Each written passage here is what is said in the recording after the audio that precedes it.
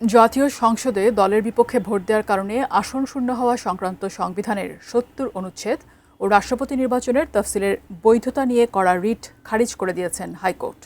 এক রিটের শুনানি নিয়ে বিচারপতি খিজির আহমেদ চৌধুরী ও বিচারপতি AFM সাইফুল করিমের হাইকোর্ট বেঞ্চ আজ এই আদেশ দেন।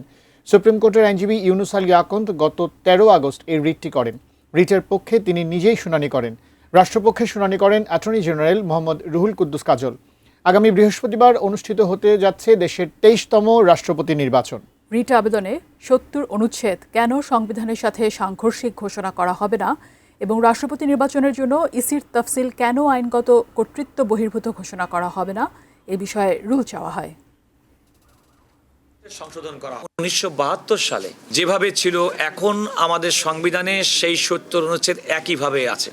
পঞ্চদশ সংশোধনীর মাধ্যমে ১৯৭২ সালের মূল সংবিধানে থাকা ৭০ অনুচ্ছেদ প্রতিস্থাপিত হয়েছে। সংবিধান মেনেই পার্লামেন্ট অধিবেশন ডেকেছেন এবং সে অনুযায়ী পার্লামেন্ট কর্তৃক সংসদের সদস্য কর্তৃক রাষ্ট্রপতি নির্বাচিত হবেন। আদালত তার সুদীর্ঘ আদেশ ঘোষণা করেছেন এবং সেখানে সরাসরি জনাব ইউনুস আলী আকন্দ যে রিট পিটিশনটা সরাসরি খারিজ করে দিয়েছেন।